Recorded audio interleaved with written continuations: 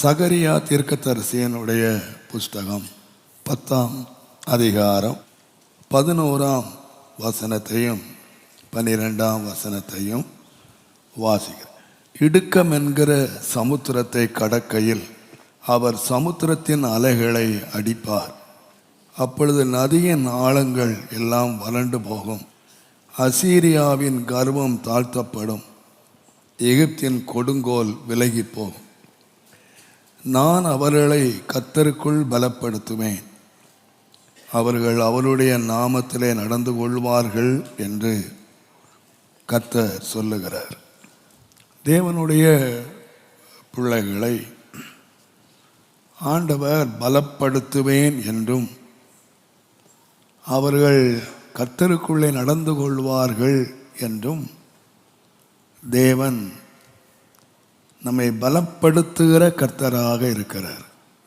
ஏசாயாவிலே சொல்லுவார், நான் உன்னை பலப்படுத்தி உனக்கு சகாயம் பண்ணுவேன் என்று ஆண்டவர்.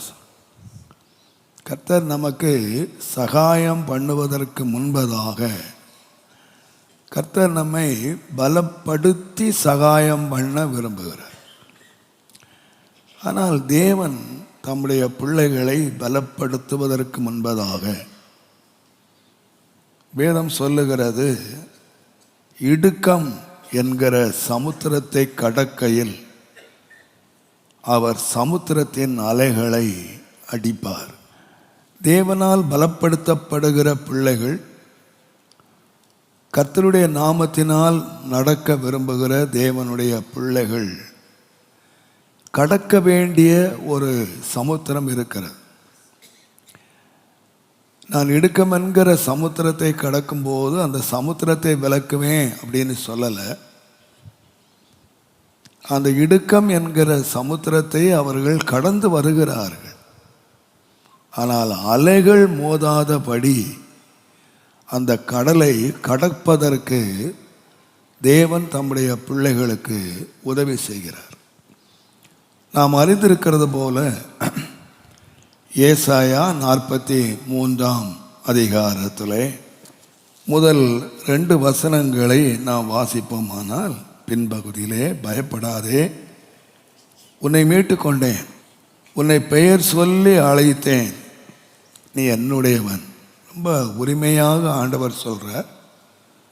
நான் உன்னை மீட்டு கொண்டேன், உன்னை பெயரை சொல்லி அழைத்தேன், நீ என்னுடையவன் என்று சொல்லிவிட்டு உடனே அவர் சொல்லுகிற வார்த்தை என்னவென்றால், நீ தண்ணீர்களை கடக்கும்போது நான் உன்னோடு இருப்பேன், நீ ஆறுகளை கடக்கும்போது அவைகள் உன்மேல் புரளுவதில்லை, நீ அக்கினியில் நடக்கும்போது வேகாதிருப்பாய், அக்கினி ஜுவாலை உன் பேரில் பற்றாது என்று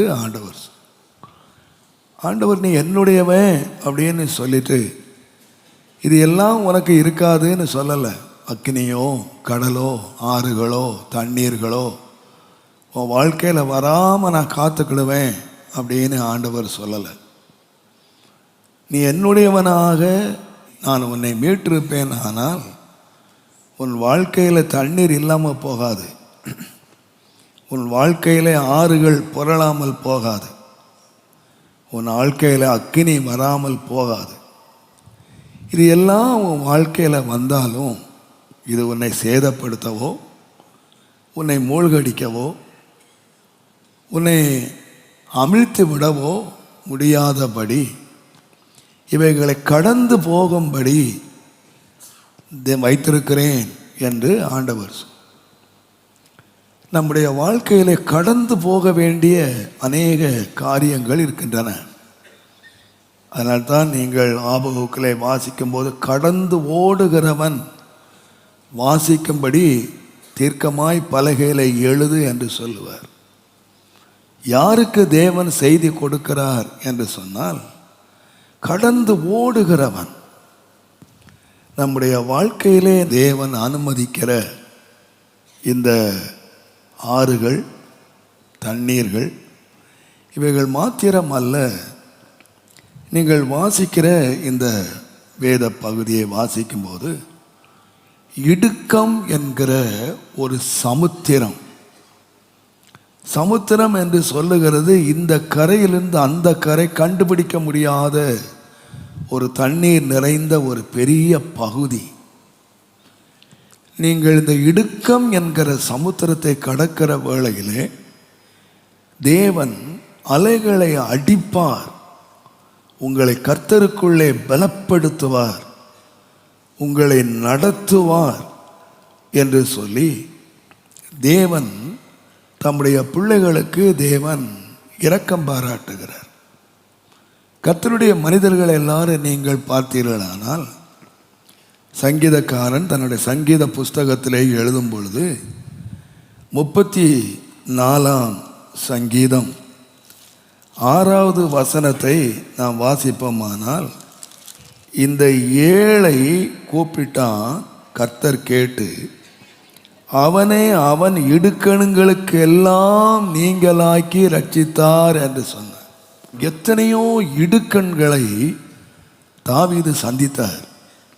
நாம் நினைக்கலாம் தாவீது ஒரு சாதாரண ஆடு மேய்க்கிற ஒரு ஏழை மனிதனாக, ஒரு கிராமவாசியாக அவன் இருந்தான். கர்த்தர் அவரை ஆசீர்வதித்து அவரை பெருக பண்ணி பெரிய சக்கரவர்த்தியாக மாற்றி அவருக்கு நீடித்த சுக வாழ்வையும் ஐஸ்வர்யத்தையும் கொடுத்து அவரை மகிமையாய் முடிய பண்ணினார் என்று அவருடைய முடிவை நாம் பார்த்து கர்த்தர் அவரை உயர்த்தினார் என்று நீங்கள் நினைக்கலாம், நீங்கள் யோசிக்கலாம். ஆனால் தாவீதுகிட்ட போய் கேட்டு பார்த்தீங்கன்னா தாவீது சொல்லுவார், என்னுடைய முடிவை நீங்கள் பார்த்தீங்க, நான் ஒரு பெரிய ஐஸ்வர்யவானாக, ஒரு பெரிய தலைவனாக, ராஜாவாக வந்துட்டேன்னா நீங்கள் அறிஞ்சு வச்சுருக்கிறீங்க. ஆனால் இடையிலே நடந்தது உங்களுக்கு தெரியாது. நான் இவ்வளோ பெரியவனாக வருவதற்கு நான் நடந்து வந்த பாதை என்னவென்றால், ஏராள இக்கட்டுகளை நான் கடந்து வந்தேன், இடுக்கண்களை நான் கடந்து வந்தேன். இவைகளெல்லாம் என் இடுக்கண்கள் வந்தபோது நான் ஆண்டவரை நோக்கி கூப்பிட்டேன். இந்த ஏழை கூப்பிட்டான். கர்த்தர் அவன் ஜெபத்தை அலட்சியம் பண்ணாமல் அதை அங்கீகரித்து இந்த இடுக்கணுங்களுக்கெல்லாம் கடந்து தான் என்னை ராஜாவாக வைத்தார். நான் ராஜாவாக வந்துட்ட பிறகு எனக்கு இடுக்கண் இல்லைன்னு நினைக்காதீங்க. நான் அரண்மனைக்கு வந்துட்ட பிறகும் இடுக்கண் இல்லை நினைக்காதீங்க. நான் உயரத்தில் இருக்கும் பொழுதும் என் வாழ்க்கையிலே நான் இடுக்கண்களை நான் சந்தித்திருக்கிறேன். ஆனால் இந்த இடுக்கண்கள் எல்லாம் என் வாழ்க்கையில் வந்தபோது நான் ஒன்று தான் செய்தேன், நான் கர்த்தரை நோக்கி நான் கூப்பிட்டேன். கர்த்தர் என் ஜெபத்தை கேட்டு என் இடுக்கணுங்களுக்கெல்லாம் என்னை நீங்களாக்கி விட்டார் என்பதாக தாவீது தன்னுடைய அனுபவத்திலே சொல்லுகிறார். ஆசாப்பினுடைய அனுபவத்தை நீங்கள் வாசித்தீர்களானால், இந்த ஆசாப் ஒரு முறை சொல்லுவார்.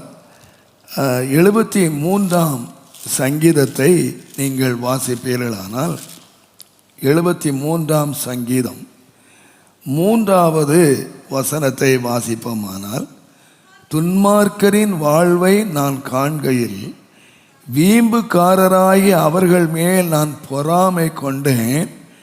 மரண பரியந்தம் அவர்களுக்கு என்ன இல்லைன்னா இடுக்கண்கள் இல்லை, அவர்களுடைய பலன் உறுதியாக இருக்கிற.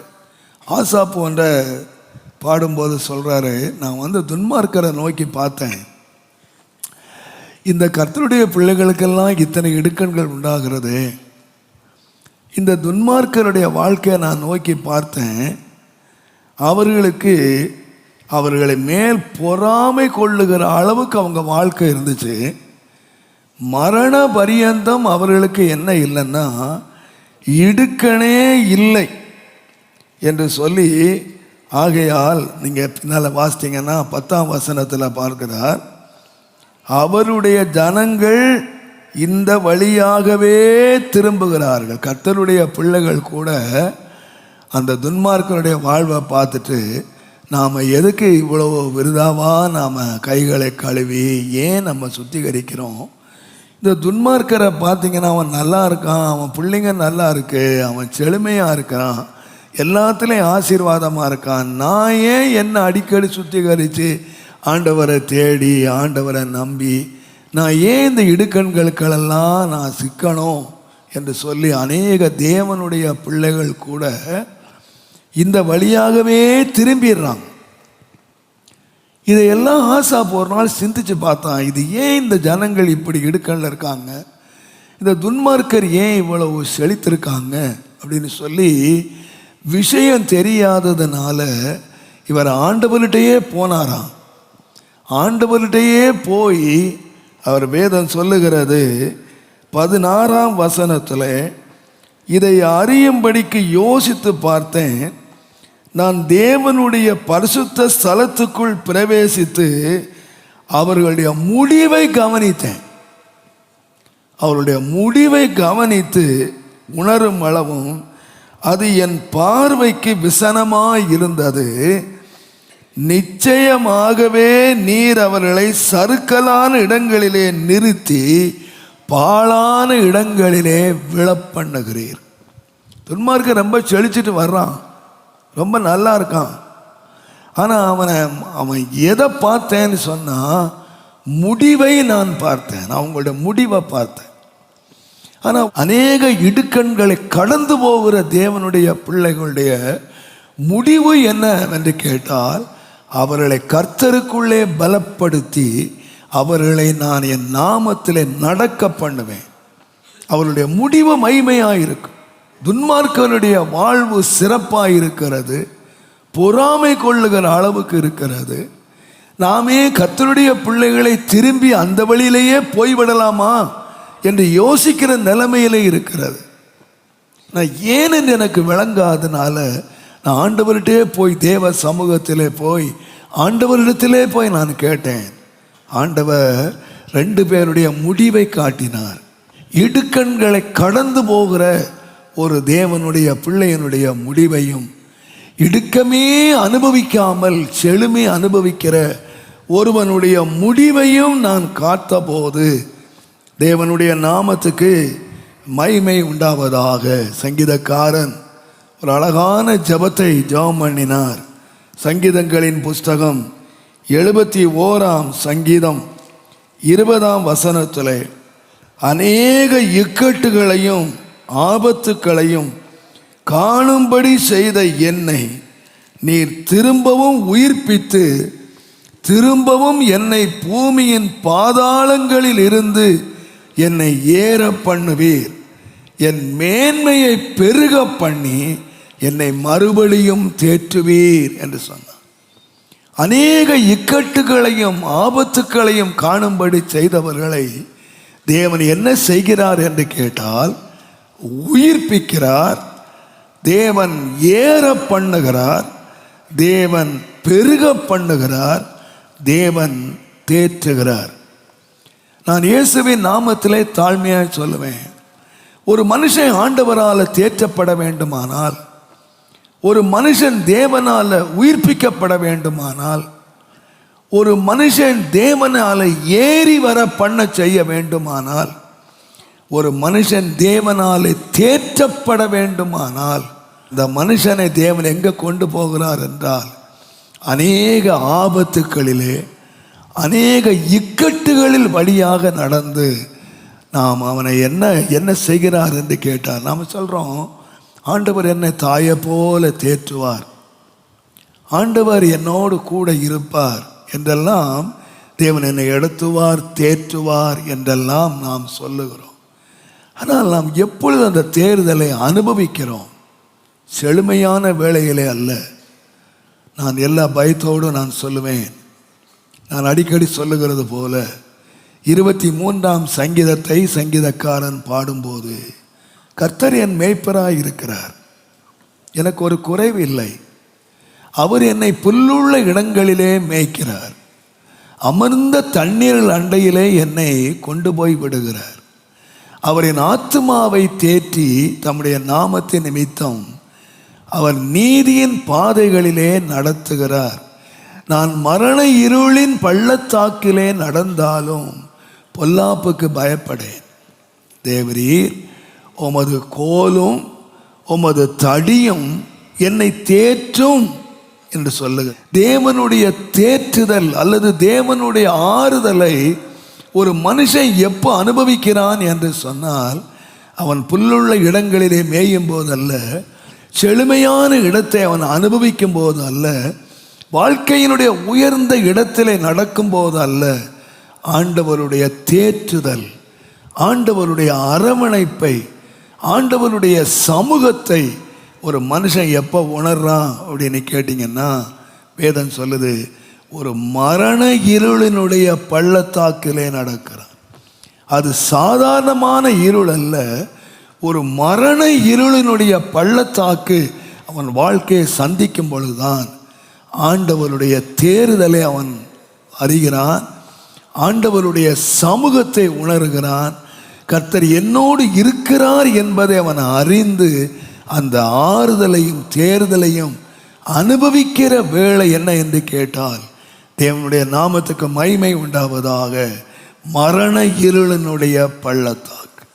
அருமையானவர்களே, அநேக வேளைகளிலே தேவனுடைய பிள்ளைகளை ஆண்டவர் பலப்படுத்துவதற்காக, ஆண்டவர்களை கர்த்தருக்குள்ளே நடத்துவதற்காக ஆண்டவர் கொண்டு போகிற இடம் எங்கே என்று கேட்டால், ஒரு இடுக்கம் என்கிற சமுத்திரத்தை தேவன் கடக்க பண்ணுகிறார்.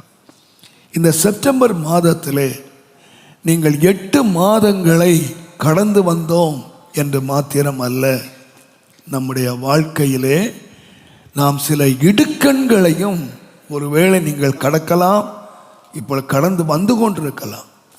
ஆனால் நீங்கள் அந்த சமுத்திரத்தை நீங்கள் கடப்பீர்களானால், இந்த செப்டம்பர் மாதத்திலே ஆண்டவர் சொல்லுகிறார், நீ சமுத்திரத்தை கடக்கும் போது அந்த அலைகளை அடித்து, அந்த அலைகள் உன்மேல் புரளாதபடி, அந்த அலைகள் உன்னை அழுத்தி விடாதபடி உன்னை கர்த்தருக்குள்ளே பலப்படுத்தி என் நாமத்திலே உன்னை நடக்க பண்ணுவேன் என்று கர்த்தராகிய தேவன் நமக்கு வாக்கு பண்ணுகிறார்.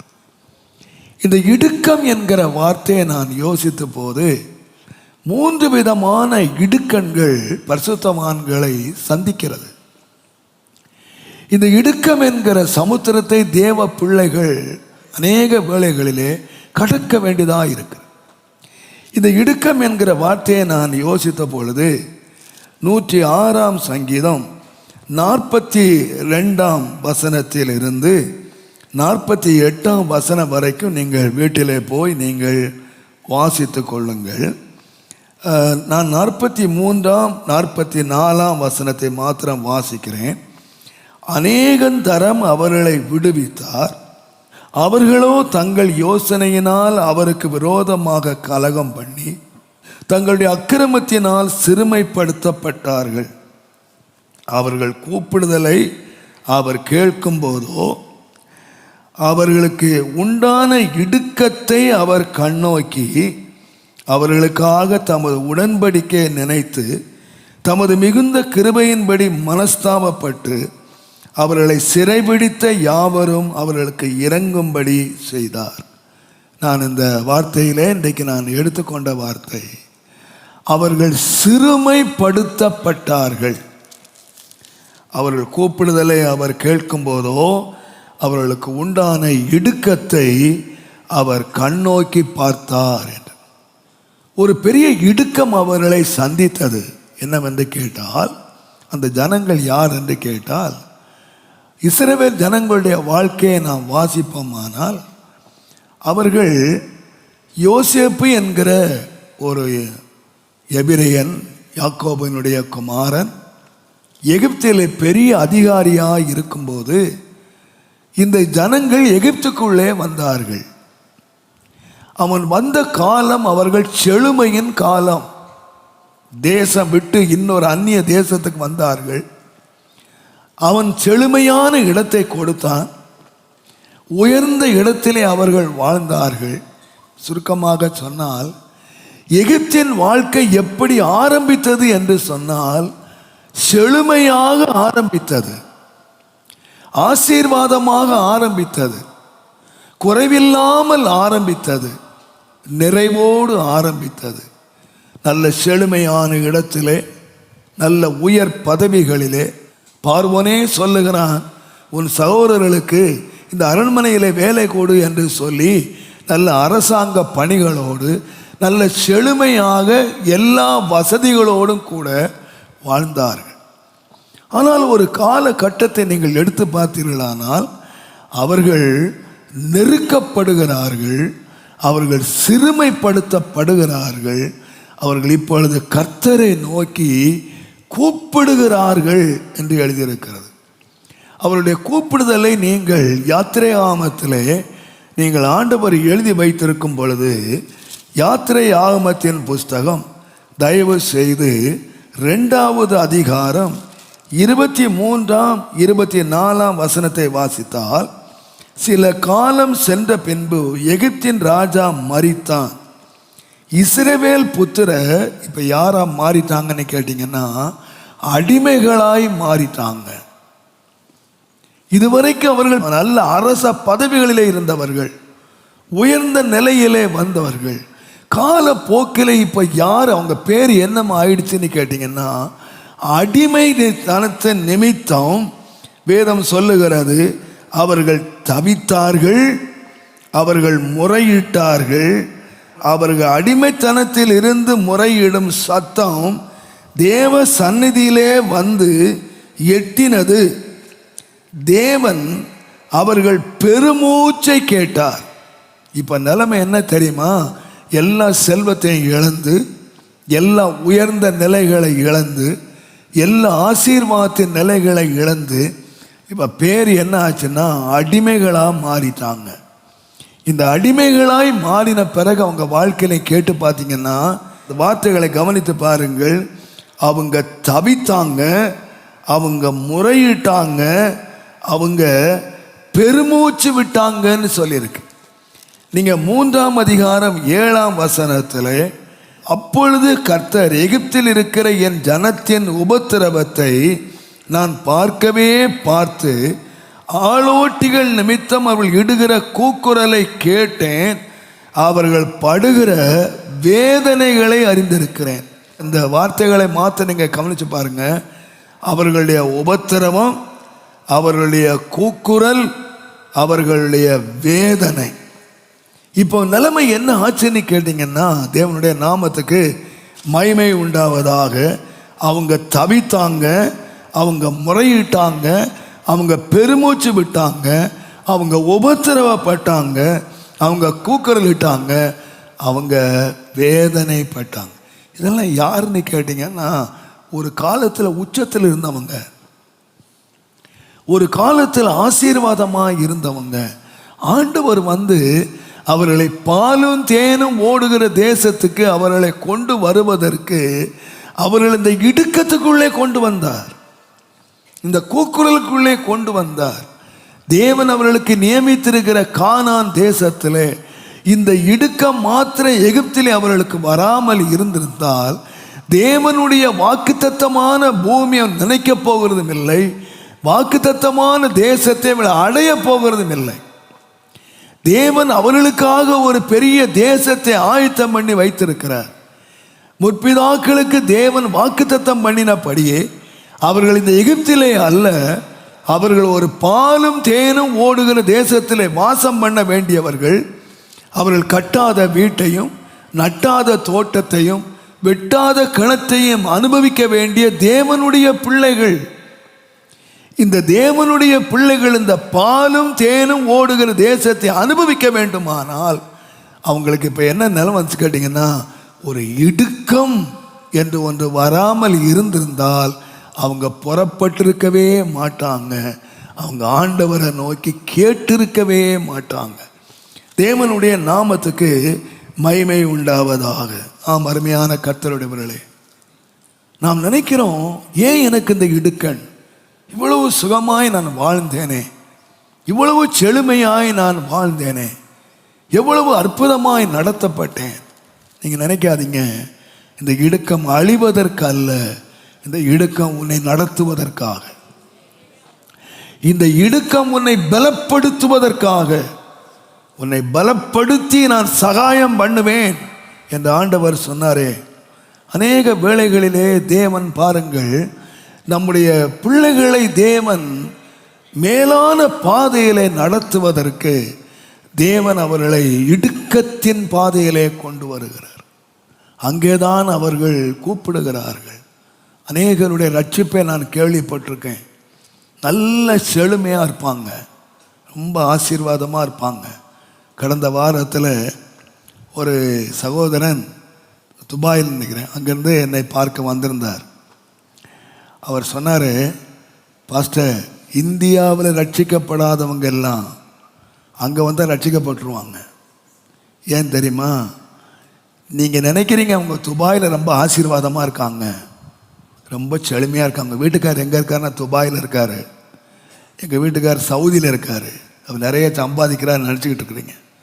ஆனால் அவனுடைய தனிப்பட்ட வாழ்க்கை எடுத்தீங்கன்னா அவன் அங்கே வந்துதான் தனிமை என்பதை உணர்கிறான். ஒரு தனிமையாய் கைவிடப்பட்டது போல தனக்கு யாருமே இல்லை என்கிற நிலைமைக்கு வருகிறான். இங்கே வந்தால் அவருக்கு சொந்தம் இருக்குது, பந்தம் இருக்குது, எல்லாம் இருக்குது. வெந்நி வச்சு கொடுக்குறக்கு ஆள், அயன் பண்ணி வைக்கிறக்கு ஆள், எல்லாத்துக்கும் அவர் சொகுசாக வாழ்கிறாரு. ஆனால் அங்கே வந்து தான் அவன் இடுக்கத்தை அனுபவிக்கிறான், தனிமையை அனுபவிக்கிறான். அந்த மனிதர்களை நாங்கள் சந்தித்து ஆண்டவரை பற்றி சொல்லும் பொழுது உடனடியாக ஆண்டவரை ஏற்றுக்கொள்கிறாங்க. நான் நினைக்கிறேன், இங்கே ரட்சிக்கப்படாத ஆளுங்களெல்லாம் ஏதாவது ஜாப் கேட்டு அங்கே அனுப்பிச்சிட்டா பரவாயில்லன்னு நினைக்கிறேன். கர்த்தருடைய நாமத்துக்கு மகிமை உண்டாவதாக. இப்படி நிறைய பேர் ரட்சிப்பை பாருங்க, செல்வமாக இருக்கும்போது செவி கொடுக்கவே மாட்டான், ஆசீர்வாதமாக இருக்கு. அதனால தான் சொன்னார் ஆண்டவர், பிற்காலத்திலே உனக்கு நன்மை உண்டாகும்படி நான் உன்னை சிறுமைப்படுத்தினேன். ஆண்டவர் ஏன் சில வேளைகளில் இடுக்கத்தின் பாதையில கொண்டு போகிறார்? உன்னை சிறுமைப்படுத்தினேன். எதற்காக என்று கேட்டால், நீங்கள் வாசிக்கலாம், தேவனுடைய நாமத்துக்கு மகிமை உண்டாவதாக. உபாகமத்தின் புஸ்தகம் தயவு செய்து 8ஆம் அதிகாரத்தை நீங்கள் வாசிப்பீர்களானால், அவர் உன்னை சிறுமைப்படுத்தி உன்னுடைய பசியினால் வருத்தி, மனுஷன் அப்பத்தினால் மாத்திரமல்ல கர்த்தருடைய வாயிலிருந்து புறப்படுகிற ஒவ்வொரு வார்த்தையினாலும் பிழைப்பான் என்பதை உனக்கு உணர்த்தும்படிக்கு நீயும் உன் பிதாக்களும் அறியாதிருந்த மன்னாவினால் உன்னை போஷித்தார். உன்னை உணர்த்தணும். எதுக்குன்னு கேட்டீங்கன்னா, மனுஷன் அப்பத்தினாலே மாத்திரமல்ல தேவனுடைய வார்த்தையினாலே பிழைப்பான். அந்த வார்த்தையின் வல்லமை அறிவதற்கு தான் நான் உன்னை பசியினால வருத்தினேன். நீங்கள் 8ஆம் அதிகாரம் 15ஆம் வசனத்தை நீங்க பார்த்தீங்கன்னா, உன்னுடைய பின்னாட்களிலே உனக்கு நன்மை செய்யும் பொருட்டு உன்னை சிறுமைப்படுத்தினேன், உன்னை சோதித்தேன். கொள்ளிவாய் சர்ப்பங்களும் தேள்களும் தண்ணீர் இல்லாத வறட்சியும் உள்ள பயங்கரமான பெரிய வனாந்தர வழியாய் உன்னை அழைத்து வந்தவர். நீங்க யோசித்து பாருங்க, தேவன் ஏன் இந்த வனாந்தர வழியாக கொள்ளிவாய் சர்ப்பம் தேளு இந்த பிரச்சனைக்குள்ள ஏன் கொண்டு வந்தார் என்று கேட்டால், பின்னாட்களிலே உனக்கு நன்மை செய்யும்படி. நான் உன்னை ஏன் சிறுமைப்படுத்தினேன், உன்னை ஏன் பசியினால வருத்தினேன்னு கேட்டீங்கன்னா, இதெல்லாம் என்னுடைய நோக்கம் என்ன என்று கேட்டீங்கன்னா, நீ இப்படியே அழிஞ்சு போறதுக்கு அல்ல, உன் பின்னாட்களிலே நீ நன்மை அனுபவிப்பதற்காக, நீ பின்னாட்களிலே நீ ஆசீர்வாதத்தை அனுபவிப்பதற்காக, பின்னாட்களிலே நீ என்னுடைய பலத்தை அனுபவிக்கிறதற்காக நான் உன்னை சிறுமைப்படுத்தினேன், உன்னை பசியினால வருத்தினேன். இந்த வார்த்தைகளெல்லாம் நீங்கள் யோசித்து பார்த்தீங்கன்னா, இந்த இடுக்கண்களை இவர்கள் கடக்கும் போது, இந்த பசியினாலும் சிறுமைத்தனத்தினாலும் படுக்கும்போது அவங்க யோசிக்கிறாங்க, ஐயோ நான் அந்த இடுக்கணை கடக்கிறேனே. ஆண்டவர் சொன்னார், அப்பா இந்த இடுக்கணை நீ கடந்து தான் ஆகணும், ஆனால் ஒன்று நான் செய்வேன், இந்த இடுக்கணை நீ கடக்கும்போது ஒரு அலையும் உன்னை மூழ்கடிக்கவே செய்யாது. இந்த கடலை நீ கடந்து வந்து என்னுடைய அதிசயத்தை நீ காண்பாய். நான் உன்னை நடத்தினதையும் உன்னை பலப்படுத்தினதையும் நீ காண்பாய். அருமையான கர்த்தருடைய வேளை, நம்முடைய வாழ்க்கையில் சில வேளைகளிலே சில சிறுமைகளை நம்முடைய வாழ்க்கையிலே நாம் அனுபவிக்க வேண்டியதாக இருக்கிறது. கர்த்தருடைய தாசன ஆகிய யோபுடைய வாழ்க்கையில் அவர் புலம்புவார். யோபின் புஸ்தகம் 29 அதிகாரம் 2வது வசனத்தை நீங்கள் வாசித்தீங்கன்னா, யோபு 29:2, சென்று போன மாதங்களிலும் தேவன் என்னை காப்பாற்றி வந்த நாட்களிலும் எனக்கு உண்டாயிருந்த சீர் எனக்கு இப்பொழுது இருந்தால். அப்போ அவர் வாழ்க்கையில் ஒரு நாள் இருந்துச்சு. என்ன நாள்னு கேட்டிங்கன்னா, சென்று போன மாதங்கள், தேவன் காப்பாற்றி வந்த நாட்கள் அன்றைக்கு எப்படி இருந்துச்சுன்னா சீரும் சிறப்புமாய் இருந்தது. அவருடைய வாழ்க்கை அவ்வளவு சீராக இருந்தது. அவருடைய கால்களை கூட நெய்யினால கழுவினாராம். அன்றைக்கு அந்த செல்வ நாட்களுடைய சீர் இப்போது அன்றைக்கு செல்வ நாட்கள், தேவன் காப்பாற்றி வந்த நாட்கள், தேவன் நடத்தி வந்த நாட்கள். இன்றைக்கு அவருடைய நிலைமையை நீங்கள் எடுத்து பார்த்தீங்கன்னா 30ஆம் அதிகாரத்தில் சொல்லுவார், கடைசி வசனத்தில், என் சுரமண்டலம் புலம்பலாம் மாறிடுச்சு, என் கிண்ணறம் அழுகிறவருடைய ஓலமாக மாறிடுச்சு. என் சிறுமை என்னை எப்படி கொண்டு வந்துச்சுன்னா புலம்பலும் ஓலமாக மாற்றிடுச்சு. ஆனால் அன்றைக்கு நான் எப்படி இருந்தேன், என்னுடைய வீட்டில் செல்வ செழிப்பாக நான் வாழ்ந்த நாட்கள் எவ்வளோ பயங்கரமான. நீங்கள் யோசித்து பாருங்கள். அநேகர் கூட சொல்லலாம், நம்முடைய பழைய வாழ்க்கையை நம்ம அனுபவித்த சுகம் ஒருவேளை நம்மை விட்டு கடந்து போனது போல் இருக்கலாம். ஆனால் நீங்கள் நினச்சிடாதீங்க, இது முடிவல்ல, இது நீ கடந்து போக வேண்டிய ஒரு சமுத்திரம். இந்த சமுத்திரம்தான் உன்னை என்ன நடத்துதுன்னு கேட்டிங்கன்னா, உன்னை கர்த்தருக்குள்ளே பலப்படுத்தவும் உன்னை கர்த்தருக்குள்ளே நிலைப்படுத்தவும் செய்து இந்த இடுக்கம் என்கிற சமுத்திரத்தை கடந்தாதான் தீயையும் தண்ணீரையும் கடந்து வந்தோம், செழிப்பான இடத்திலே எங்களை கொண்டு வந்தார் என்று சொல்லுகிறது போல நீங்களும் நானும் தேவன் வைத்திருக்கிற செழுமையை அனுபவிக்க வேண்டும். ஆனால் தேவன் இந்த சிறுமைப்படுத்தப்பட்ட இந்த இடுக்கமான சமுத்திரத்தின் வழியாய் கடக்கும்போது, ஆண்டவரே நான் உம்மை நோக்கி கூப்பிட்டு இந்த அலைகளை நான் தாண்டுவேன், இந்த அலைகள் என்னை ஒரு நாளும் தொடப்போகிறதில்லை, இந்த அலைகள் என்னை மூழ்கடிக்கப் போகிறதில்லை, இந்த அலைகள் என்னை இழுத்து கொண்டு போகிறதும் இல்லை, இந்த அலைகள் என்னை பலப்படுத்தி ஸ்திரப்படுத்தி உமக்குள்ளே நடக்க பண்ணும் என்று நீங்கள் சொல்வீர்களானால், அந்த தேவன் இடுக்கம் என்கிற சமுத்திரத்தை கடக்கும் போது நான் அவர்களை பலப்படுத்துவேன், அவர்களை நிலைப்படுத்துவேன். நம்மை சிறுமைப்படுத்துகிற வேலை மாத்திரம் அல்ல. 2வதாக நீங்கள் ஒன்றை வாசிக்கலாம். 2 நாளாகமத்தின் புஸ்தகம் 20ஆம் அதிகாரம், தயவு செய்து 9ஆம் வசனத்தை பின்பகுதியே நான் வாசிக்கிறேன். நாங்கள் இந்த ஆலயத்திலும் உமது சந்நிதியிலும் வந்து நின்று எங்கள் இடுக்கணில் உம்மை நோக்கி கூப்பிடுகையில் தேவரீர் கேட்டு ரட்சிப்பீர் என்று சொல்லியிருக்கிறார்கள். எங்கள் முற்பிதாக்கள் சொல்லியிருக்காங்க, நீ தேவனுடைய ஆலயத்திலே வந்து உன்னுடைய இக்கட்டிலே நீ கர்த்தரை நோக்கி கூப்பிடுவாயானால் தேவன் அதை கேட்டு ரட்சிப்பார் என்று தேவன் சொல்லி இருக்கிறார். ஆகினாலே ஒரு இக்கட்டான நிலைமையிலே நாங்கள் தேவ சமூகத்துக்கு வந்திருக்கிறோம். இது நீங்கள் அடிக்கடி கவனித்திருந்தாலும் எனக்கு இதில் 2 வார்த்தையை மாத்திரம் சொல்ல தோன்றியது. கர்த்தருடைய நாமத்துக்கு மகிமை உண்டாவதாக. அவங்களுடைய இக்கட்டு என்னன்னு கேட்டீங்கன்னா, எதிரிகளுக்கு முன்பாக 20ஆம் அதிகாரம் 12ஆம் வசனத்திலே அவர்களுக்கு முன்பாக நிற்க பலனும் இல்லை, என்ன செய்வதென்று எங்களுக்கு தெரியவும் இல்லை. பலனும் இல்லை, இன்னொரு விதமாக சொன்னால் ஞானமும் இல்லை. என்ன செய்கிறது? நம்முடைய வாழ்க்கையில் ஒரு பெரிய இடுக்கண்கள் வந்து விடுகிறது. பலனும் இல்லை, ஞானமும் இல்லை. பிரசங்கியின் புஸ்தகத்தை நீங்கள் வாசிப்பீர்களானால், பிரசங்கியின் புஸ்தகம் 7ஆம் அதிகாரம் 7வது வசனத்தை நான் வாசிப்போமானால், இடுக்கணானது ஞானியையும் யாரா மாத்திருது? பைத்தியமா மாத்து. ஒரு பெரிய ஞானி இருக்கான் வச்சுக்கொள்ளுங்க, ரொம்ப ஞானமா இருக்கிற மனுஷன், ஆனால் அவனுடைய வாழ்க்கையிலே வருகிற இடுக்கண்கள் அவனை யாரா மாத்திருதுன்னா ஒரு பைத்தியக்காரனாக மாத்திருது. அவனால என்ன செய்யறதுன்னே அவனுக்கு தெரியல. இடுக்கண்கள் என்கிறது லேசான காரியம் அல்ல. அதனால தான் இங்கே யோசாபாத் சொல்றான், இடுக்கண்களிலே நாம் வந்து தேவனை நோக்கி கூப்பிட்டால் எங்கள் இடுக்கண்களில் எங்களுக்கு உதவி செய்வீர் என்று சொல்லி இருக்கிறீர். நாங்கள் வந்து நிற்கிறோம். எங்களுக்கு இப்போ என்ன இல்லைன்னு கேட்டிங்கன்னா, எதிர்த்து நிற்க பலமும் இல்லை, என்ன செய்யணுங்கிற ஞானமும் எங்களுக்கு இல்லை, ரெண்டுமே இல்லை. ஒரு பெரிய இக்கட்டான நிலைமையில நாங்கள் வந்து நிற்கிறோம், எங்களுக்கு என்ன செய்யும் என்று சொல்லி அந்த யோசபாத் ராஜா கர்த்தரை நோக்கி கூப்பிடுகிறார்.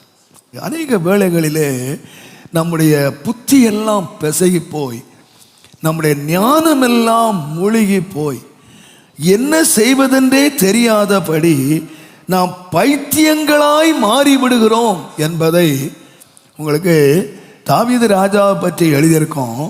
தாவீது ராஜா வந்து அவனுடைய ஞானத்தை பற்றி எழுதும்போது 2 சாமுவேல் 14ஆம் அதிகாரம் 20ஆம் வசனத்தில், எங்களுடைய ஆண்டவனுடைய ஞானம் தேவதூதனுடைய ஞானத்தை போல இருக்கிறது என்று சொல்லி ஒரு பெண் வந்து பாராட்டினாள்.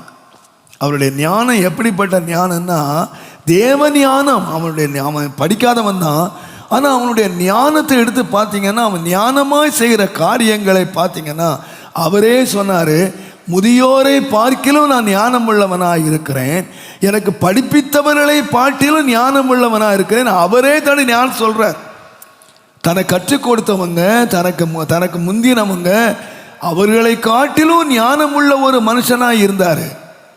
ஆனால் ஒரு நாள் அவருடைய வாழ்க்கையிலே 1 நாளாகமம் 21ஆம் அதிகாரம் 13ஆம் வசனத்தில் அவர் சொல்லுவார், நான் கொடிய இடுக்கணிலே நான் அகப்பட்டிருக்கிறேன், எனக்கு என்ன செய்கிறேன்னு தெரியல, ஒன்று செய்கிறேன், கர்த்தருடைய கருத்திலே விழுந்துடுறேன்னு சொன்னார்.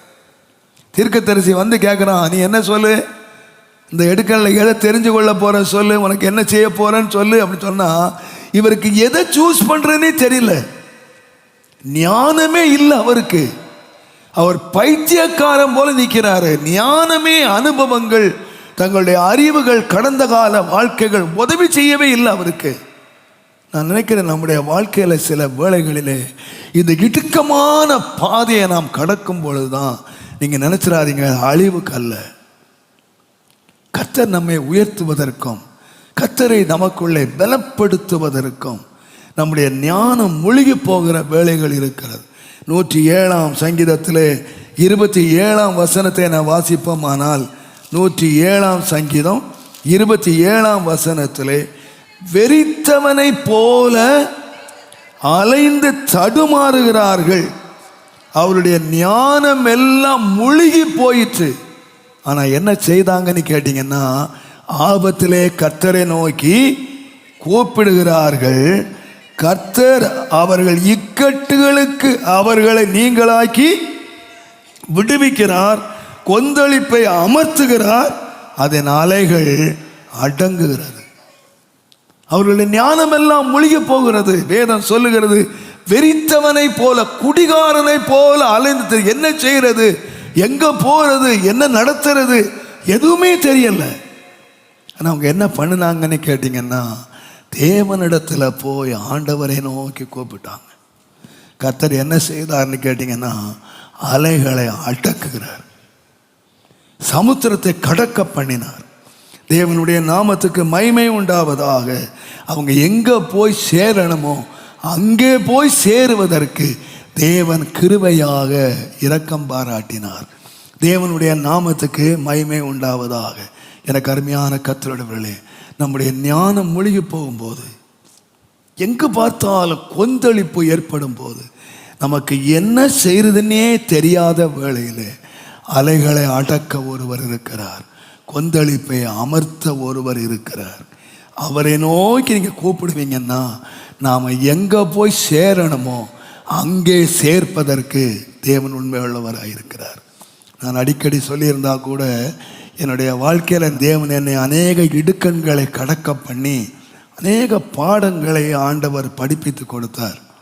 என்னுடைய தகப்பனார் ஒரு செல்வ செழிப்பான ஒரு வீட்டிலே பிறந்து வளர்ந்திருந்தாலும், அவர் செய்த தவறுகள் நிமித்தமாக அவர் எல்லாவற்றையும் ஆஸ்தியை இழந்தார்.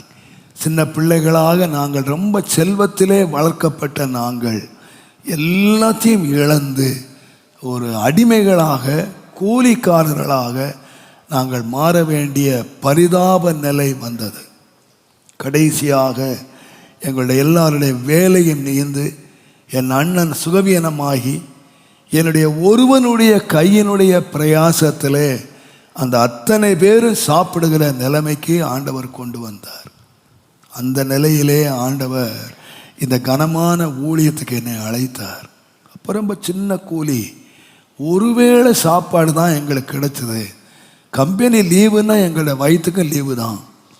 ஒருவேளை தான் எங்கள் வீட்டில் ஒரு கஞ்சி மாத்திரம் கிடைத்த ஒரு அடிமட்ட நிலைமைக்கு ஆண்டவர் எங்களை கொண்டு வந்தார். அந்த நாட்களிலே தான் கர்த்தர் எங்களை ரட்சித்து ஆண்டவரை அறிவதற்குள் நிலைமையை கொண்டு வந்தார். ஆண்டவர் என்னை இந்த கனமான ஊழியத்துக்கு அழைக்கும்போது நான் ஆண்டவர்கிட்ட ஒன்று தான் கேட்டேன். ஆண்டவரே, நான் இப்போ 3,500 ரூபாய் கூலி வாங்குகிறேன். இந்த 3,500 ரூபாயில் நாங்கள் ஒருவேளை சாப்பிட்றோம். இந்த ஊழியத்துக்கு நான் வருவேன், ஆனால் இந்த 3,500 ரூபாய் இல்லாமல் போயிடும். எங்கள் வீட்டில் எல்லோரும் பட்டினியாக கிடக்க வேண்டியது இருக்கும். நீர் இந்த 3,500 ரூபாய்க்கு எனக்கு வழி சொன்னால் நான் ஊழியத்துக்கு வந்துடுறேன். இந்த 3,000 ரூபாய் எங்களுக்கு கிடைக்கிற மாதிரி ஒரு மாதத்துக்கு 100 ரூபாய் தான் நான் கேட்டேன் ஆண்டவர்கிட்ட.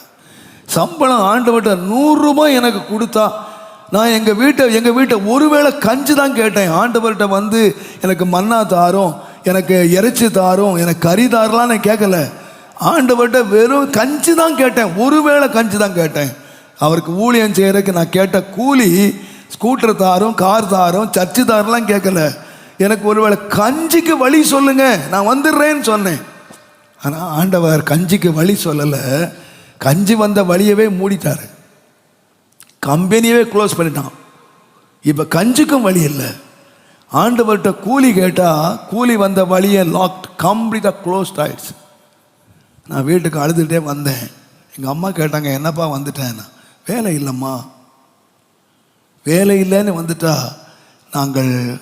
நான் துக்கத்தோடு நான் கடந்த காலத்தை நினைக்கும் போது நான் இருந்த நிலைமையை, நான் கடந்த காலத்தை யோசிப்பேன். அநேக வேளைகளிலே என்னுடைய கண்ணீரை என்னாலே அடக்க முடியாத நிலைக்கு நான் வந்து விடுவேன். அந்த நாளிலே பார்த்தால் எனக்கு 3 தங்கைமார். சனிக்கிழமை நாங்கள் சாயங்காலம் சாப்பிட்ட கஞ்சி, அந்த கஞ்சியோடு படுத்திருக்கிறார்கள். ஞாயிற்றுக்கிழமை எங்களுடைய ஓய்வு நாள், எங்கள் வயிற்றுக்கும் ஓய்வு நாள். திங்கட்கிழமை காலையில் வேலை இல்லை, 2வது நாள் பட்டினி. எங்கள் அம்மா சொன்னாங்க, பாடுறா உள்ள பாடுறா, 3 பிள்ளைங்க, வாலியா பிள்ளைங்க பசியினால் படுத்திருக்காங்க. நீ வேலை இல்லை, நீ வீட்டுக்கு வந்துட்ட. உன் அண்ணன் சிக்கா உள்ள படுத்திருக்கான், நீயும் உட்காந்துட்டா என்ன பண்ணுறது? எனக்கு வழியே தெரியலை.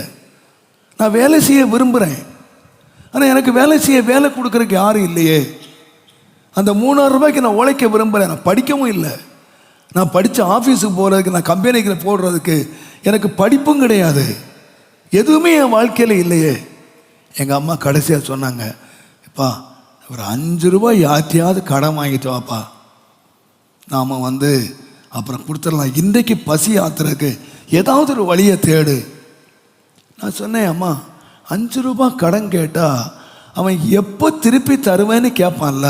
நான் கடன் எப்போ திருப்பி தருவேன்னு சொல்லி தானே வாங்கணும்.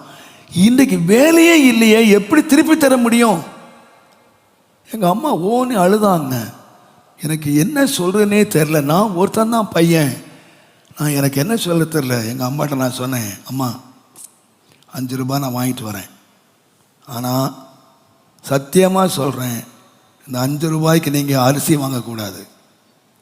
5 ரூபாய்க்கு நல்ல மூட்டை பூச்சி மருந்து கிடைக்கும், அதை வாங்கிட்டு வாங்க.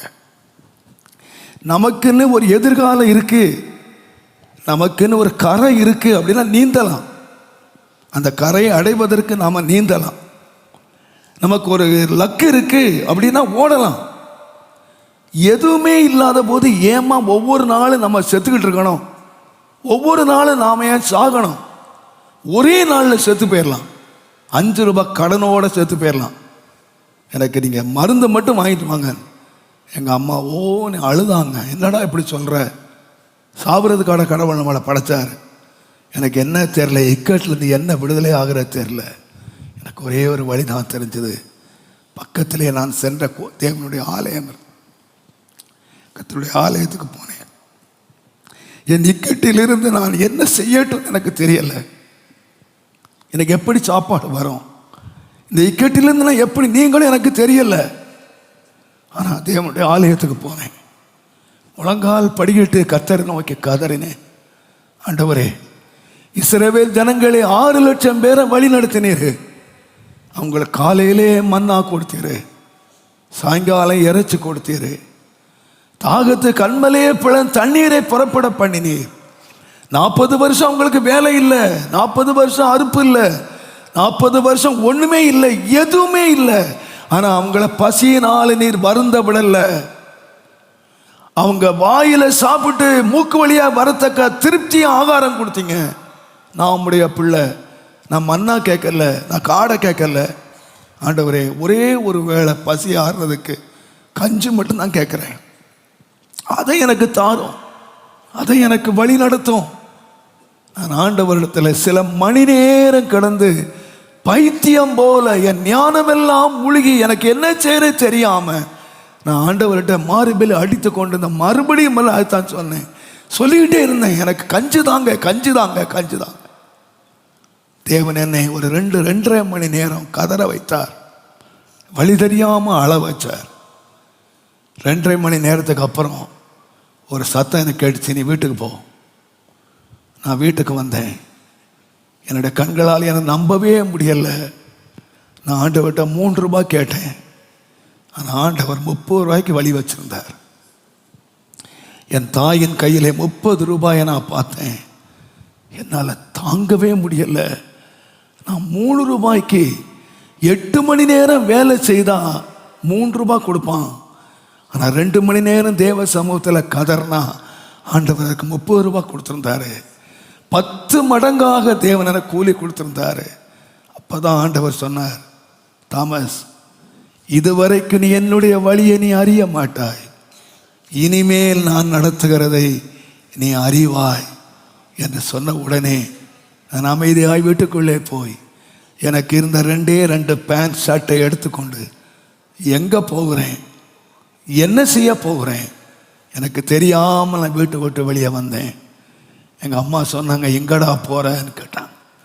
நான் சொன்னேன், அம்மா, வீட்டில் இருந்தால் சாயங்காலம் 3 ரூபாய் கிடைக்கும், ஆனால் நான் வெளியே போனால் தேவன் ஒரு நாளைக்கு உங்களுக்கு 30 ரூபாய் தருவார்.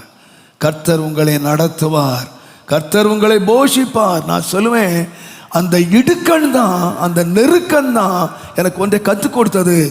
தேவன் ஜெபத்தை கேட்டு போஷிப்பார், தேவன் பலப்படுத்துவார். நான் சொல்கிறேன், அருமையான கர்த்தருடையவர்கள், அன்றைக்கு மாத்திரம் இல்லை, இன்றைக்கு எனக்கு அன்றைக்கு ஒருவேளை 3 ரூபாய் தேவையாக இருந்தது. இன்றைக்கு ஊழிய வாழ்க்கை வளர வளர லட்சங்கள் தேவையாக இருக்கிறது, கோடி தேவையாக இருக்கிறது. யாரிடத்தில் நான் போனதில்லை. எனக்கு தெரியும், அந்த 3 ரூபாய் சந்தித்த தேவன் இன்றைக்கு 3 கோடி சந்திக்க வல்லமை உள்ளவர். அவர் என்னை நடத்துவார். இன்றைக்கு இடுக்க நீங்கி போச்சு நினைக்காதீங்க. எத்தனையோ தேவைகள் என் வாழ்க்கையிலே, குடும்பத்திலே தேவைகள், ஊழியத்திலே தேவைகள், எத்தனை தேவைகள் வந்தது. ஆனால் எனக்கு தெரியும், பிரச்சனைகள் பெரிதாகலாம், பிரச்சனைகள் எப்படி வரலாம், ஆனால் அன்றைக்கு இருந்த அதே இயேசு கிறிஸ்து நேற்றும் இன்றும் என்றும் மாறாதவராயிருக்கிறார். அவர் மாறவே மாட்டார். என்னை அன்றைக்கு அந்த இடுக்கத்திலே தான் பலப்படுத்தினார், அந்த நெருக்கத்திலே தான் பலப்படுத்தினார். அன்றைக்கு யாராவது 3 ரூபாய் எனக்கு உதவி செய்து, அன்றைக்கு யாராவது 5 ரூபாய் கடன் கொடுத்து என்னை வாழ வச்சிருந்தா நான் ஒரு ஊழியக்காரனை வந்திருக்க மாட்டேன். ஆனால் எனக்கு நன்றாய் தெரியும், ஆபத்து காலத்திலே கர்த்தரை நோக்கி கூப்பிட்டார், கர்த்தர் என்னை பலப்படுத்துவார், கர்த்தர் நெருக்கத்திலிருந்து என்னை விடுதலை ஆக்குவார். எனக்கு நிச்சயமாய் தெரியும், அருமையானவர்களே, தேவன் இன்றைக்கு இந்த நிலைமைக்கு என்னை கொண்டு வந்ததனுடைய காரணம் எனக்கு ஒன்று தெரியும். யார் வேணுமானாலும் மாறலாம், எந்த ஆர்கனைசேஷன் மாறலாம், எந்த மனிதன் மாறலாம், ஆனால் என்னை நடத்துகிற தேவன் என்னை இடுக்கத்தின் பாதையில் வச்சுதான். நான் இந்த ஒரு சாட்சியை சொல்ல சொன்னீங்கன்னா நான் புஸ்தகமே எழுதுவேன். எத்தனை இடுக்கணிலே கடந்து வந்து அந்த இடுக்கணிலே தான் கர்த்தருடைய அற்புதத்தை நான் கண்டேன். பவுல் சொன்னது மாதிரி எல்லாரும் என்னை கைவிட்டார்கள், ஆனால் கர்த்தர் மாத்திரம் கைவிடவே இல்லை. நான் சொல்லுவேன், எல்லாரும் என்னை கைவிடுகிற பொழுதுதான் நான் கர்த்தருடைய கரத்தை நான் பார்த்தேன், கர்த்தருடைய அதிசயத்தை நான் பார்த்தேன், கர்த்தருடைய நடத்துதலை நான் பார்த்தேன், கர்த்தருடைய அபிஷேகத்தை நான் பார்த்தேன். தேவனுடைய நாமத்துக்கு மகிமை உண்டாகின அருமையான கர்த்தருடையவர்களே, இன்றைக்கு நான் செப்டம்பர் மாதத்தில் நான் உங்களுக்கு தாழ்மையாக சொல்லுவேன், எங்கள் இடுக்கண்களில் எங்களுக்கு பலன் இல்லை, எங்களுக்கு ஞானமே இல்லை, என்ன செய்யற தெரியல. நாங்கள் ஒன்று மட்டும் செய்தோம்ப்பா, எங்கள் முற்பிதாக்கள் எங்களுக்கு சொல்லி கொடுத்தாங்க, இடுக்கண் ஞானம் முழுகும் போது நீ வேற எங்கேயும் போகாத. இன்றைக்கு உலகம் ஞானம் முழுகும் போது அவளுக்கு ஒரு முளை கயிறு இருக்கு, அவங்களுக்கு தண்டவாளம் இருக்கு. ஞானம் என்ன செய்யணும்னு தெரியாமல் அவன் வாழ்க்கையே முடிச்சுக்கிறான். எத்தனையோ ஞானிகள் முடிச்சுக்கிறாங்க. இன்றைக்கி ஒரு புஸ்தகத்தில் நான் வாசித்தேன், இந்த உலகத்திலேயே அதிகமான தனி வருமானம் உள்ள ஒரு நாடு ஜப்பான். ஒரு நிமிஷத்துக்கு எவ்வளவோ சம்பாதிக்கிறாங்க. அவங்க நிறைய படிச்சிருக்காங்க, நிறைய சம்பாதிக்கிறாங்க. ஆனால் உங்களுக்கு தெரியுமா, 3 நிமிஷத்துக்கு ஒருவன் சூசைட் பண்ணிட்டு சாகுறான். ஏன் தெரியுமா? அவங்க ஞானம் அவங்களுக்கு ஒர்க் அவுட் ஆகல. அவங்க ஞானத்தில் எத்தனையோ பொருட்களை கண்டுபிடிச்சான், ஆனால் தன்னுடைய பிரச்சனையை தீர்வதற்கு வழி தெரியல அவனுக்கு. எத்தனையோ ஞானிகளுக்கு இன்னைக்கு வழி தெரியல. எத்தனையோ காரியங்களை கண்டுபிடிச்சான், ஆகாயத்தில் பறக்கிற கண்டுபிடிச்சான், என்னத்தெல்லாமா கண்டுபிடிச்சான், ஆனால் தன்னுடைய ஓன் ப்ராப்ளம் தீர்க்கறதுக்கு வழியை கண்டுபிடிக்க முடியல. அவனால் ஞானம் இல்லாமல் தவிக்கிறான். இன்றைக்கு மனிதனுடைய ஞானத்தை பார்த்தீங்கன்னா, கண்டுபிடிப்புகளை பார்த்தீங்கன்னா ஆச்சரியமாக இருக்கிறது. ஆனால் அவனுடைய தன் சொந்த பிரச்சனையை தீர்க்கறதுக்கு வழி தெரியாமல் அவன் சூசைட் பண்ணிக்கிட்டு சாகுறான். நான் சொல்லுவேன், ஆனால் எனக்கு ஒன்று தெரியும் அருமையானவர்களே, முற்புறத்திலும் பிற்புறத்திலும் தேவன் நெருக்கி அவன் கைகளை அவன் மேல் வைக்கிறார். இந்த அறிவு எனக்கு எட்டாத உயரமாக இருக்கிறது சொன்னார். முன்னாலேயும் பின்னாலேயும் நெருக்கம் வரும்பொழுதுதான் ஒரு மனுஷன் மேலே தேவன் கை வைக்கிற நேரம். தேவனுடைய நாமத்துக்கு மகிமை உண்டாவதாக. இந்த அறிவு எட்டாத உயரமாக இருக்கு. அருமையானவர்களே, இன்றைக்கு நீங்கள் ஞானம் இல்லாமல் பலம் இல்லாமல் என்ன செய்யற தெரியாமல் நீங்கள் நிற்கிற ஒரு பரிதாப நிலை இருக்கு பாருங்க. இந்த நேரம்தான் நீங்கள் ஆண்டவரை நோக்கி கூப்பிடுகிற நேரம். எல்லா இக்கட்டுகளுக்கும் என்னை கர்த்தர் நீங்களாக்கி என்னை விசாலத்திலே கொண்டு வந்தார். கடைசியாக ஏசாயா 53ஆம் அதிகாரம் 8ஆம் வசனத்தை நான் வாசிப்போமானால், இடுக்கணிலும் நியாய தீர்ப்பிலும் இருந்து அவர் எடுக்கப்பட்டார். அவர் வம்சத்தை யாரால் சொல்ல முடியும்? இடுக்கணிலும் நியாய தீர்ப்பிலும் இருந்து அவர் எடுக்கப்பட்டார். நீங்க நினைச்சுக்காதீங்க நமக்கு தான் இடுக்கணுன்னு. நம்ம இரட்சகராகிய இயேசு கிறிஸ்து எங்க போனார்னா ஒரு இடுக்கமான பாதையிலே வந்தார். வேதம் சொல்லுகிறது, இடுக்கணிலும் நியாய தீர்ப்பிலும் இருந்து அவர் எடுக்கப்பட்டார். அந்த இடுக்கண் தான் அவருக்கு என்ன கொண்டு வந்ததுன்னா, எண்ண முடியாத ஒரு வம்சத்தை கொண்டு வந்துச்சு. இன்றைக்கு மனுஷன் எதை வேணா எண்ணலாம், ஆனால் கிறிஸ்துவனை மட்டும் எண்ணவே முடியாது. எண்ண முடியாத ஒரு சந்ததி. இன்னைக்கு நீங்களும் நான் இங்கே உட்கார்ந்துருக்கிற கிறிஸ்துவின் சந்ததி. காரணம் தெரியுமா? அவர் எதை சந்திச்சார்னா இடுக்கணையும் நியாய தீர்ப்பையும் சந்திச்சார். எனக்கு ஆச்சரியமா இருக்கிறது, சர்வலோகத்தின் நியாயாதிபதி அவர் தான் எல்லாரும் நியாயம் தீர்க்க போகிறார். அந்த நியாயாதிபதியாகிய தேவன் மனுஷனுக்கு முன்பாக நியாயம் தீர்க்கப்படும்படி நின்றார். யோசித்து பாருங்க. ஆண்டவரே சொன்னாரு, பரத்திலிருந்து உனக்கு அதிகாரம் கொடுக்கப்படாவிட்டால் என் மேல உனக்கு ஒரு அதிகாரம் இல்லை. இன்னைக்கு நான் அப்பா பிதாவே என்று கூப்பிட்டா 12 லேகியோனுக்கு அதிகமான இறங்கி வருவாங்க. அவ்வளவு அதிகாரம்.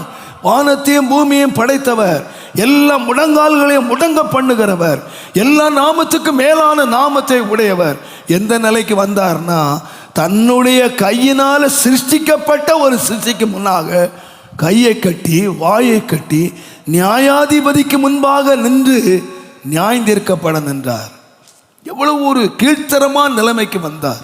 வேதம் சொல்லுகிறது, அவராலே ஒரு சந்ததி உருவாக வேண்டுமானால், அவர் அநேகருக்கு ஆசீர்வாதமாக மாற வேண்டுமானால், இயேசு எந்த வழியில போனார்னு கேட்டீங்கன்னா, இடுக்கணிலும் நியாய தீர்ப்பிலும் இருந்து அவர் எடுக்கப்பட்டார்.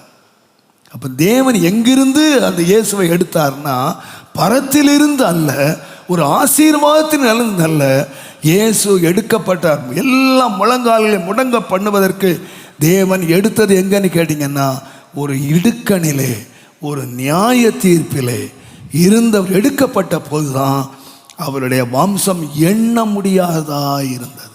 ஆமருமையான கர்த்தருடையவர்களே, அநேக வேளைகளிலே நீங்கள் அந்த வசனத்தை நீங்கள் வாசித்தீங்கன்னா, அவருடைய வாயில் அவருடைய எந்த விதமான குற்றம் இல்லை. ஆனால் எங்கே போய் நிற்கிறார்னு கேட்டிங்கன்னா, ஒரு கைதியாக நிற்கிறார். நான் இதை யோசித்து பார்த்தேன். நீங்கள் வேதத்தை வாசித்தீங்கன்னா மத்தேயு 27ஆம் அதிகாரம் 17ஆம் வசனத்தில் அங்கே பிலாத்து நியாயம் இருக்கிறானே, அவனே கண்டுபிடிச்சிட்டான், இவரை பொறாமையினாலே ஒப்பு கொடுத்தார்கள் என்று கண்டுபிடிச்சிட்டான். இவரில் ஒரு குற்றம் இல்லை. அவன் ஜட்ஜ்மெண்ட் உட்கார்ந்துருக்கான் பாருங்க. அவன் கண்டுபிடிச்சது என்னன்னு கேட்டிங்கன்னா, இவரை வெறும் பொறாமையினாலே தான் ஒப்பு கொடுத்துருக்குறாங்க. நீங்கள் லூக்கா 23ஆம் அதிகாரம் 4ஆம் வசனத்தில் வாசித்தீங்கன்னா அந்த ஜட்ஜ்மெண்ட் சொல்கிறான், இந்த மனுஷனிடத்திலே நான் ஒரு குற்றத்தையும் என்ன செய்யலை, காணல. நீங்கள் 23ஆம் அதிகாரம் லூக்கா 14ஆம் வசனத்தில் இவன் மேல் ஒரு குற்றத்தையும் நான் காணலை, நீங்கள் சாட்டுகிற ஒரு குற்றம் இவன்கிட்ட காணலை. நல்லா தெரியுங்க அவனுக்கு இயேசுவை எப்படி ஒப்பு கொடுத்தாங்க, பொறாமையினால் ஒப்பு கொடுத்தாங்க. அவன் நியாயாதிபதி சொல்கிறான், இவர் மேலே ஒரு குற்றத்தையும் நான் காணலைன்னு சொல்கிறான். அவனுக்கு நல்லாவே தெரியும் பொறாமையினால ஒப்பு கொடுத்துருக்குறாங்க, ஒரு குற்றமும் இல்லை அப்படின்னு சொன்னா ஜட்ஜ்மெண்ட் என்னங்க வாசிக்கணும்? நீங்க நியாயாதிபதியா சொல்லுங்க, நீங்க என்ன சொல்லணும்? நல்லா கண்டுபிடிச்சிட்டீங்க, இவன் மேல பொறாமையில சொல்றாங்க, இவன் மேல குற்றமே இல்லை அப்படின்னு சொல்லி, குற்றம் இல்லாத ஒரு மனுஷன் என்ன ஜட்ஜ்மெண்ட் கொடுக்கணும்? அந்த ஜட்ஜு சொல்லியிருக்கணும், நான் உன்னை விடுதலை ஆக்குறேன்னு சொல்லியிருக்கணும். ஆனால் அந்த ஜட்ஜு ஒரு குற்றமும் காணலன்னு சொன்னவன் இயேசுவை சிலுவையில் அறையறதுக்கு ஒப்பு கொடுத்தான். அவர் மேலே தவறான ஒரு நியாய தீர்ப்பை சொன்னான். நீங்கள் உலகத்தில் எங்கேயுமே இந்த மாதிரி ஜட்ஜ்மெண்ட் நீங்கள் வாசிக்கவே முடியாது. ஒரு மனிதனுக்கு ஒரு வாரம் ஜெயில் கொடுக்கணும்னா அவன் குற்றவாளின்னு அறிவிக்கணும், குற்றவாளி கண்டுபிடிக்கணும், என்ன குற்றம் செய்தான். ஆனால் இயேசுவை மாத்திரம்தான் பொறாமையினால ஒப்பு கொடுத்தான்னு அறிந்தோம், அவர் மேலே ஒரு குற்றமும் இல்லை என்று அறிந்தோம், அவருக்கு மரண ஆக்கினையை தீர்த்தான். மரண ஆக்கினை, அவர் சிலுவையிலே தொங்கினார் ஒரு குற்றமற்றவராய். எதுக்காக தெரியுமா? அவர் போன இடுக்கணும், அவர் போன நியாய தீர்ப்புனா ஒரு பெரிய சந்ததியை உருவாக்குவதற்கு தேவன் அந்த இடுக்கத்தின் வழியிலே கொண்டு போனார். அநேக வழி நீங்கள் கூட சொல்ல அருமையானவர்களே, பிரதர் நான் ஒரு குற்றம் செய்யலை பிரதர், எந்த பாவம் எனக்கு தெரியாது பிரதர், அநியாயமாக என் மேலே குற்றம் சாட்டிட்டாங்க, அநியாயமாக இந்த இடுக்கத்தின் பாதையில் நான் போகிறேன், எனக்கு எதுவுமே தெரியாது பிரதர். ஆனால் நீங்கள் உண்மையாகவே என்னை குற்றவாளிகள் இல்லை. ஆனால் உங்களை தேவன் எங்கே கொண்டு போனார்னா ஒரு இடுக்கத்தின் பாதையிலே கொண்டு போனார்.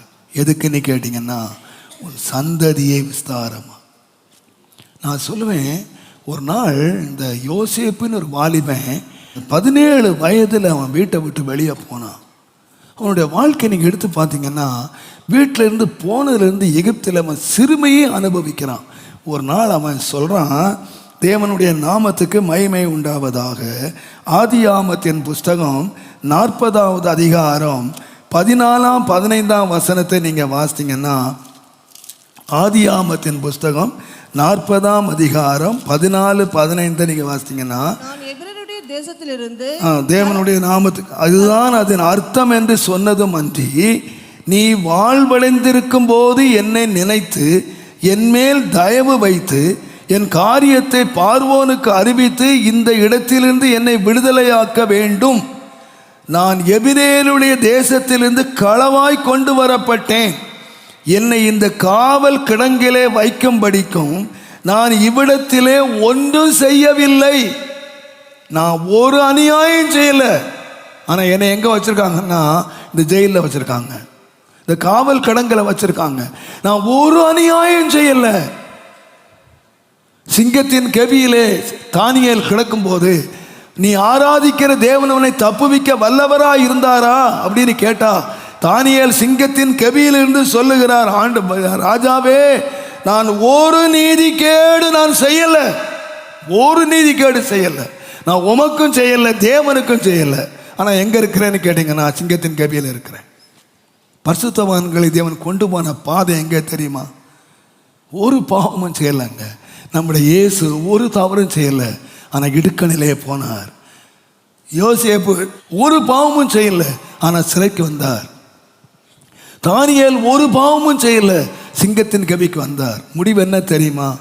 நான் சொல்வேன், பிற்காலத்தில் யோசேப்பு சொல்றார், என்னுடைய சந்ததிக்கு நான் ஆறுதலாக இருக்கும்படி அந்த இடுக்கண் தான் அவரை யாரா மாத்திச்சுன்னு கேட்டீங்கன்னா, பிற்காலத்தில் எகிப்திலே ஒரு பெரிய சந்ததி ஆளுவதற்கு இந்த யோசேப்பை ஆண்டவர் முன் குறித்து அந்த இடுக்கத்திலே கொண்டு வந்தார். அண்ணன்மாருக்கு இடுக்கன் இல்லை, அண்ணன்மார் செழிப்பாக இருக்காங்க, ஆனால் ஒரே ஒரு பையனை கொண்டு வந்து ஆண்டவர் இடுக்கத்திலே நடத்தி கடைசியில் இந்த வம்சம் அழியாதபடி இவர்களை ஆறுதல் படுத்த, இவர்களை பலப்படுத்த, இவர்களை உயர்ந்த இடத்திலே வைக்கிறதுக்கு ஆண்டவர் யாரை பயன்படுத்தினார்னு கேட்டிங்கன்னா, நான் ஒரு குற்றமும் செய்யலை, என்னை சிறைச்சாலையில் போட்டாங்க. நான் ஒரு குற்றமும் செய்யலை, என்னை சிங்கத்தின் கவியில் போட்டுட்டாங்க. அருமையானவர்களே, இந்த இடுக்கம் உங்கள் சிங்கத்தினால் பட்சிக்கப்படுவதற்கு அல்ல. நீ இடுக்கத்தின் சமுத்திரத்தை கடக்கும் போது தேவன் சமுத்திரத்தின் அலைகளை அடித்து உன்னை பலப்படுத்துவார். நீ அந்த சமுத்திரத்தை கடக்கும் போது நீ யாரா வருவான்னு கேட்டீங்கன்னா, ஒரு பலவீனனா வரமாட்ட, ஒரு பலம் உள்ளவனாய் கர்த்தருக்குள்ளே நடத்தப்படுகிறவனாய் வருவார். ஆகையினால் தான் ஆண்டவர் சங்கீதத்திலே சொன்னார், 37ஆம் சங்கீதம் 6ஆம் வசனம், உன் நீதியை வெளிச்சத்தை போலவும் உன் நியாயத்தை பட்ட பகலை போலவும் விளங்க பண்ணுவார். நீ கர்த்தரை நோக்கி அமர்ந்து அவருக்கு காத்திரு. நீ அவருக்கு காத்திருந்தா உன்னுடைய நீதியை தேவன் வெளிச்சத்தில் கொண்டு வருவார். இன்றைக்கு உன் நீதி இருட்டில் இருக்கு, உன் நீதி யாரும் பார்க்கறது இல்லை.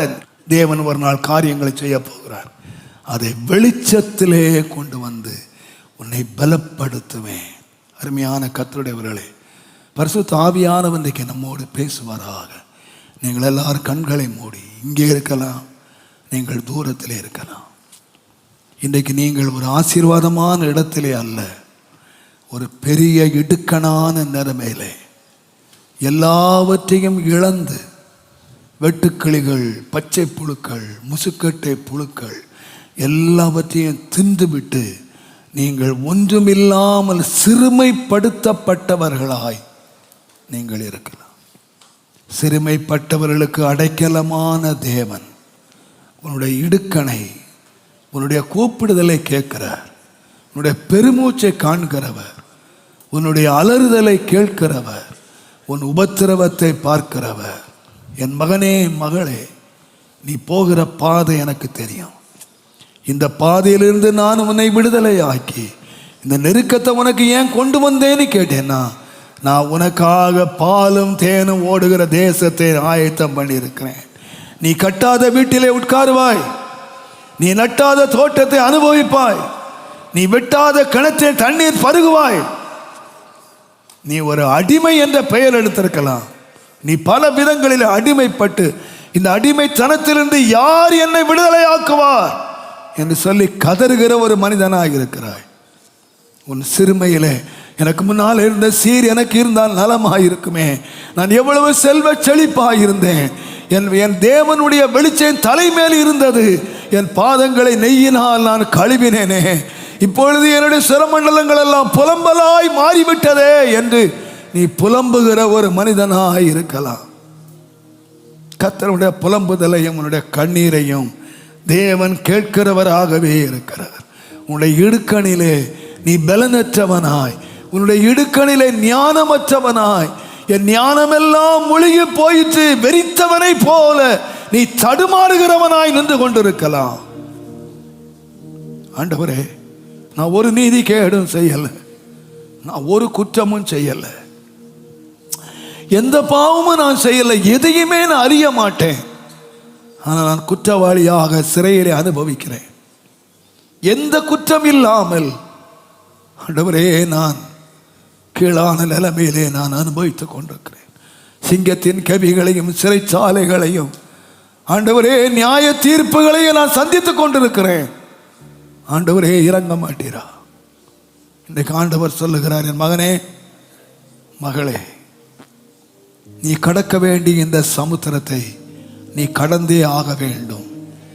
நீ சமுத்திரத்தை கடக்கும் பொழுதுதான், நீ சமுத்திரத்து கரையில நிற்காத, என்னை நம்பி இந்த இடுக்கம் என்கிற சமுத்திரத்தில் நீ பிரவேசிப்பாய். ஆனால் இந்த அலைகளை எல்லாம் நான் அடக்குவேன். கொந்தளிப்புகள் அடங்கும், அமைதி உண்டாகும். நீ போக வேண்டிய துறைமுகத்தில் நான் உன்னை கொண்டு போய் சேர்ப்பேன்.